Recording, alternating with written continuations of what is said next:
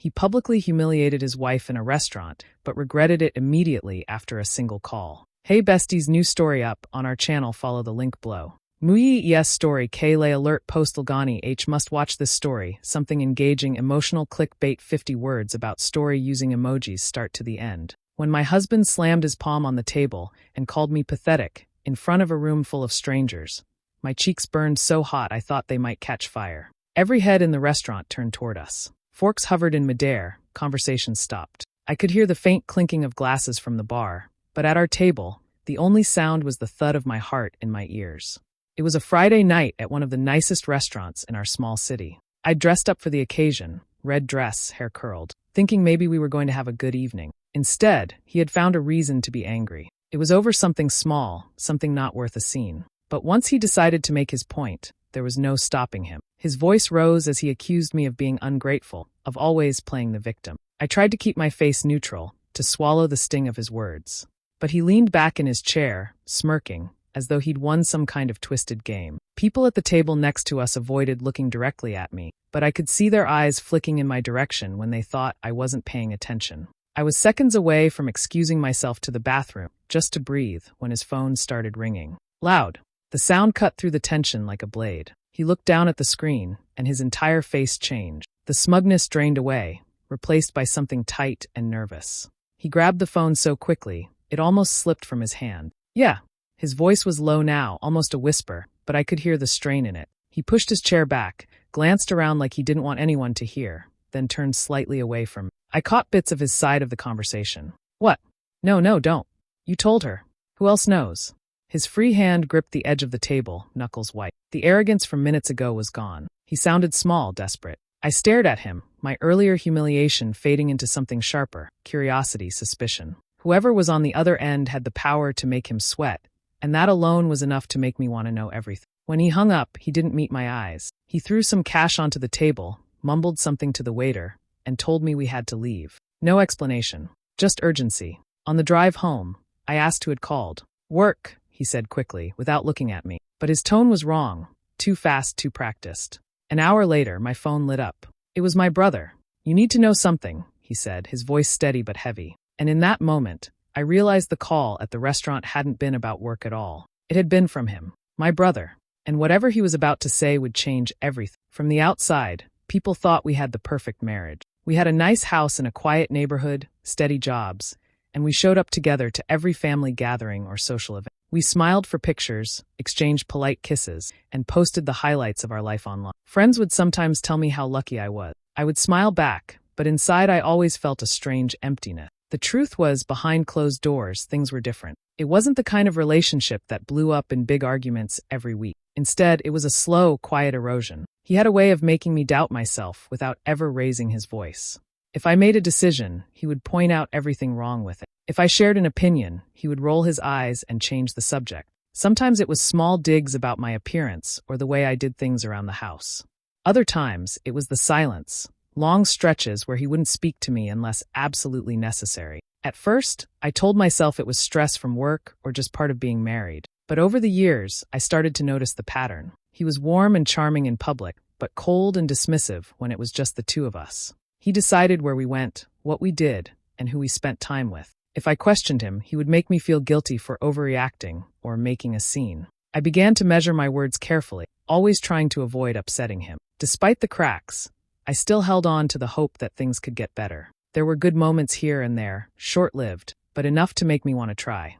That's why, when he suggested we go out to dinner that night, I agreed. I thought maybe it could be a step toward reconnecting. I even put extra effort into how I looked, telling myself it could be the start of a better chapter. But something had been gnawing at me for months. There were little signs I couldn't ignore. His phone was suddenly locked with a passcode he wouldn't share. He started taking calls in another room, speaking in low tone. He was spending more time working late and guarding his laptop like it held state secrets. Whenever I asked casual questions, he would either brush them off or turn the conversation back on, asking why I was being so suspicious. I didn't have any proof, and I didn't want to accuse him without knowing for sure. Still, I felt like I was living with a stranger. There was a distance between us that no amount of small talk or forced smiles could close. That dinner wasn't just about eating out. It was my way of trying to bridge that distance. I hoped that over a nice meal, we might talk honestly, maybe even laugh like we used to. I didn't realize then that the answers I'd been looking for were already circling around us, just waiting for the right moment to break through. And when they did, they wouldn't bring us closer. They would tear everything apart. It started over something so small. It still amazes me how quickly it spiraled out of control. We were looking at the menu, and I mentioned I might skip dessert, so I could have a second glass of wine instead. He frowned and told me it was wasteful to spend extra money on wine when I could just drink water. I laughed softly, thinking he was joking, but his face stayed serious. I tried to change the subject, but he pressed on, saying I never thought about our finances and that I only cared about my own comfort. My cheeks grew warm, and I kept my tone light, hoping to defuse it. "It's just one glass of wine," I said, but his jaw tightened. His voice rose slightly as he accused me of not appreciating how hard he worked. A couple at the table beside us glanced over. I could feel my chest tighten, but I forced a small smile, hoping it would make it look like we were just having a lively conversation. The waiter came by to take our order, and I thought that might break the tension. I quickly said what I wanted, but my husband took his time, staring at the menu as if it had personally offended him. When the waiter asked if we were ready for drinks, I said I'd have the wine. That's when my husband put his menu down with a loud thud. "Pathetic," he said, loud enough for the tables around us to hear. The room seemed to go still. The sound of cutlery scraping against plates stopped. I kept my eyes on the tablecloth, my lips pressed into a tight smile. I didn't want to give anyone the satisfaction of seeing me react. The waiter froze for a second, then gave a polite smile, clearly unsure how to handle the moment. "Shall I give you both a few more minutes?" he asked gently, his eyes darting between us. "No," my husband snapped. "Bring her the wine if that's what she wants. Doesn't matter what I say." The waiter nodded quickly and walked away. I focused on keeping my breathing steady, but inside I felt like every pair of eyes in the room was on me. My husband leaned back in his chair, his shoulders relaxing in a way that made it clear he was enjoying himself. He had won this round, at least in his mind. He reached for his water glass with a smug half-smile, and for a moment I thought the rest of the night would be him basking in the satisfaction of making me small in front of strangers. Then his phone rang. Loud. He glanced at the screen, and the expression on his face changed instantly. His confidence melted into something tight and anxious. He grabbed the phone, turned slightly away from me, and answered in a low voice. In that moment, whatever power he thought he had just vanished. The moment he answered the phone, it was like watching a completely different person appear in front of me. His shoulders hunched, and the relaxed, smug look he had just moments before was gone. He gripped the phone so tightly his knuckles went pale. "Yeah," he said, his voice low and tense. Whoever was on the other end spoke quickly, because all he gave back were short, clipped responses. "What? No. Wait. Hold on." I sat there quietly, pretending to glance at the dessert menu, but I was listening to every word. His eyes darted around the room like he was checking if anyone could hear him. He shifted in his seat, leaning further away from me, almost like he was trying to hide. Then I heard it. "You told her?" "No, she can't know." His tone had dropped even lower, but the urgency in his voice was unmistakable. My stomach tightened. I didn't know who she was supposed to be, but I had a sinking feeling I wasn't going to like the answer. He turned further toward the wall, running a hand through his hair in frustration. "Are you serious right now?" "No, don't do anything else until I say so." His knee was bouncing under the table, a nervous habit I'd only seen a few times before, usually when he was cornered. Without warning, he ended the call. He didn't look at me, didn't explain, just reached for his wallet. His hands moved fast, pulling out cash and tossing it onto the table. "Let's go," he said, already standing up. I blinked in surprise. "We haven't even." "Now," he cut me off, his voice sharp but shaky. The waiter came back just as we were stepping away from the table. My husband gave him a tight nod and muttered something about an emergency, then guided me toward the exit with a hand on my back that felt more like a shove than a gesture. Outside, the cool night air hit my face, but it didn't calm the storm brewing inside me. We walked quickly toward the car. He didn't say a word until we were both inside, and even then, all he managed was, "We'll talk later." The drive was tense and silent. His grip on the steering wheel was firm, his eyes fixed on the road. I kept glancing at him, waiting for some kind of explanation, but he didn't offer one. My mind kept replaying the words I'd overheard. "You told her?" "No, she can't know."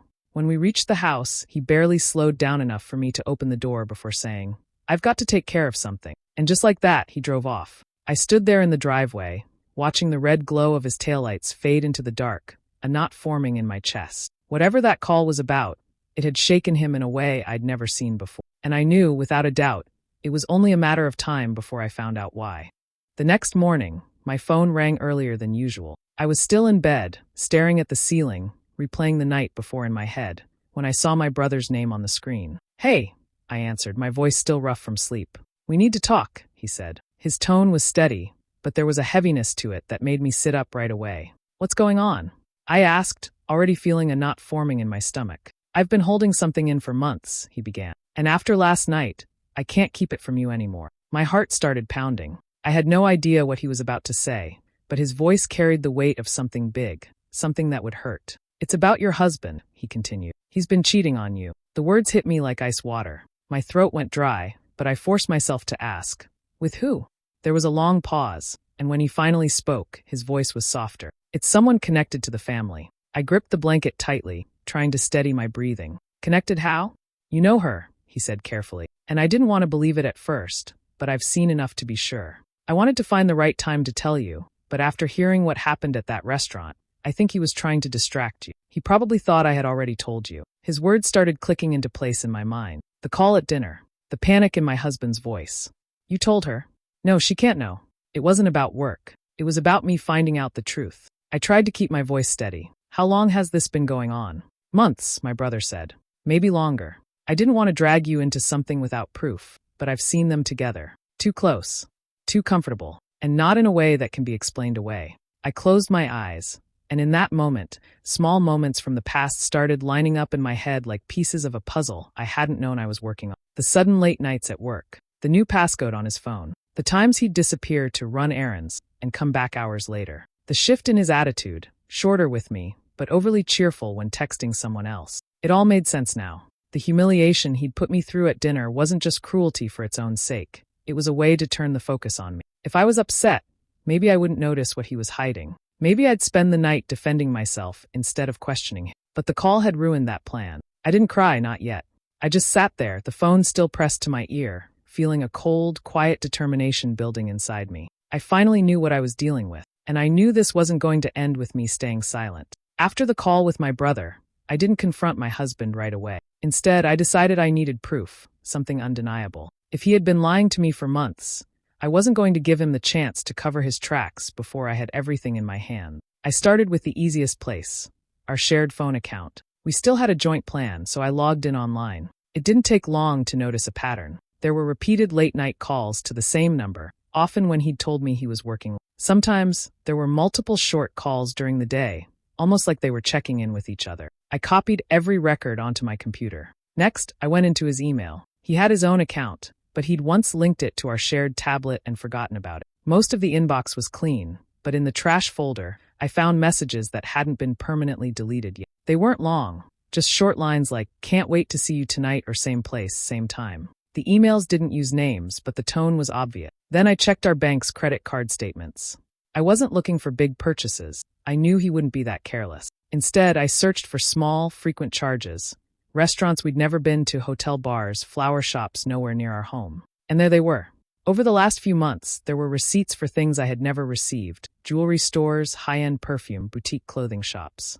One particular receipt stopped me cold. It was for a hotel room, just one night, booked in the middle of the week when he'd told me he had an out-of-town work meeting. I remembered that night clearly because he'd called to say he was too tired to talk. The last piece of proof came to me unexpectedly. One afternoon, as I sat at the kitchen table going through the records, I got an email from an address I didn't recognize. There was no message, just a single attachment. My hands trembled as I opened it. It was a photo.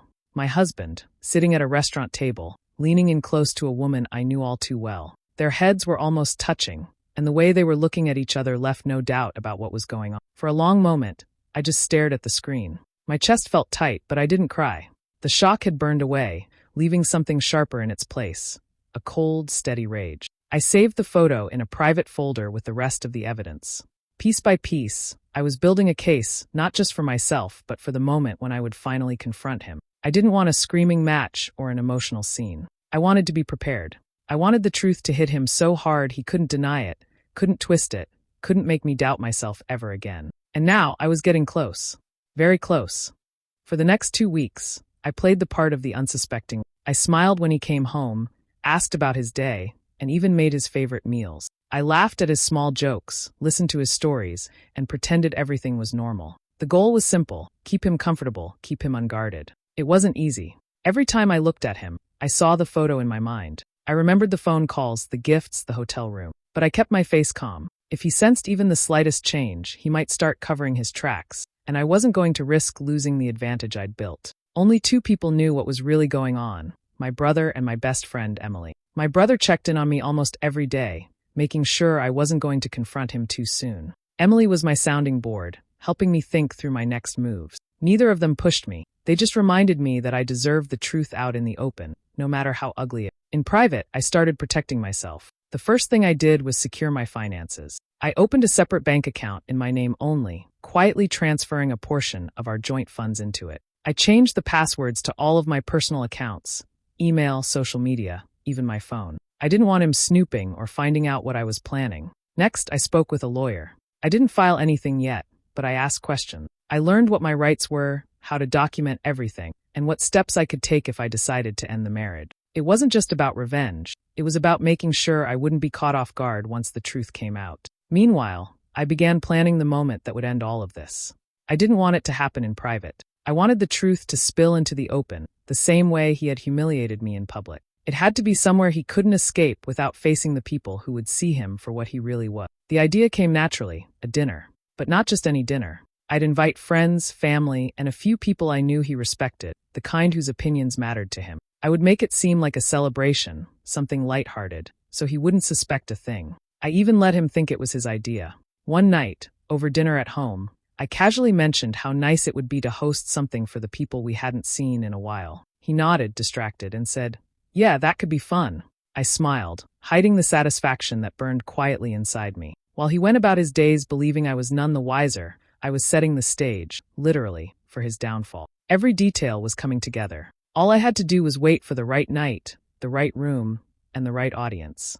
The storm was coming, and he had no idea he was standing right in the middle of it. I told him it was going to be a surprise dinner. I made it sound like a sweet gesture, a way to thank him for all his hard work lately. I said I'd taken care of everything, and all he had to do was show up. He seemed pleased, even a little smug, thinking this was my way of making up for the tension from a few weeks ago. I booked the same restaurant where he had humiliated me. It wasn't by accident. I wanted him to walk into that space, the same one where he'd slammed his hand on the table and called me pathetic, and feel the weight of what was coming without knowing why. The guest list was deliberate. I invited close friends, family members, and a few acquaintances I knew he liked to impress. I even made sure to include some of the people who had been there during the first scene he caused, people who had watched me sit there in silence while he tore me down. Their presence would make the contrast between then and now even sharper. As the night approached, I kept my demeanor calm and pleasant. I smiled often, stayed affectionate, and acted excited about the evening. I didn't give him a single reason to suspect that anything was off.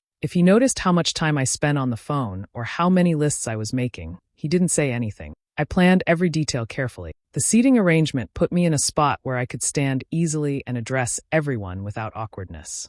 The menu was pre-selected so there wouldn't be long pauses between courses. I even coordinated with the restaurant manager, letting him know I'd need the projector in the private dining room for a little slideshow. On the day of the dinner, I dressed simply but elegantly. Nothing flashy, just enough to look composed and confident. When we arrived, I could feel him straighten his shoulders, like he was ready to play the charming husband in front of an audience. People greeted us warmly. He shook hands, laughed, and slid into his role with ease. I matched his energy, but inside, I was steadying myself for what was about to happen. This wasn't going to be loud or messy. It was going to be clear, undeniable, and unforgettable. As everyone settled in and the first drinks arrived, I kept the conversation light. He didn't notice the way my brother caught my eye across the table or how Emily, my best friend, kept her phone ready. The stage was set. The people were in their seats. The food was being served. He thought it was his night, but in reality it was mine. And by the time we left that restaurant, he wouldn't be the man who had walked in smiling. He'd be the man everyone now saw for exactly who he was. When the main course plates were cleared, I stood up slowly, holding my glass. Conversations quieted, and all eyes turned to me. I smiled warmly, the way a hostess does before giving a heartfelt toast.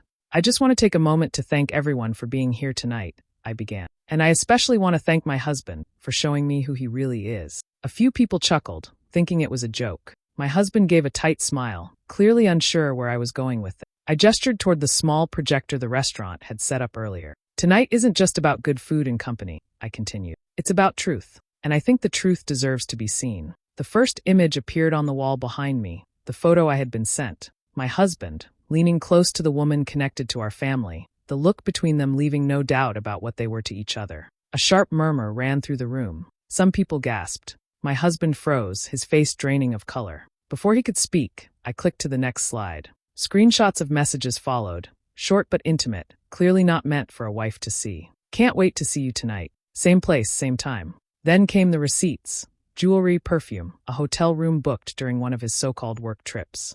Whispers filled the air. I didn't raise my voice. I didn't need to. The evidence spoke for itself. I've spent months wondering why things felt different, I said, keeping my tone even. And now I know.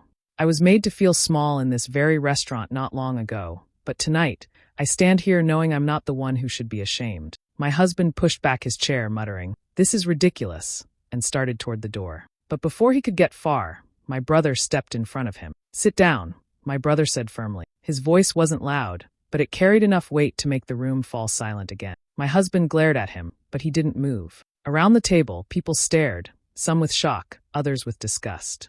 I clicked off the projector and set down the remote. "I don't need to say more," I told the group. "You've all seen the truth, and I wanted you to see it the same way I did, clearly, with no excuses." The air in the room felt heavy, but I felt lighter than I had in months.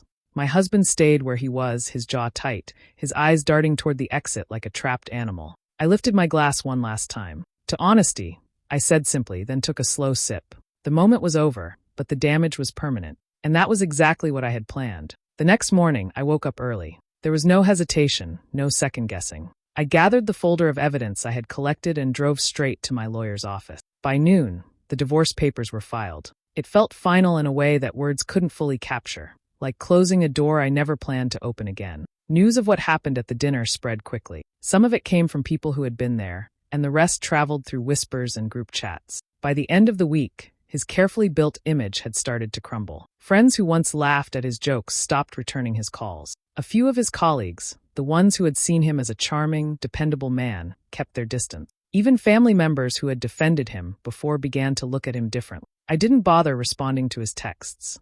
The few he sent at first weren't apologies, just angry demands to fix what I had done. When I ignored him, they stopped altogether. The silence was its own kind of closure. For me, life began to shift almost immediately. I started therapy, not just to process the betrayal, but to understand why I had stayed in a relationship that had slowly chipped away at me. My therapist helped me see that what happened wasn't just about the cheating. It was about years of control, manipulation, and disrespect. I also found a new job, one I had wanted for a long time, but had put off because he didn't think it was practical. The work was challenging, but it felt good to make choices for myself without someone questioning or belittling. In my free time, I began to revisit old hobbies I'd abandoned: painting, reading late into the night, going for long walks without checking in with anyone. I reconnected with friends I hadn't seen in years, people who reminded me of who I was before my life had been narrowed down to someone else's rules.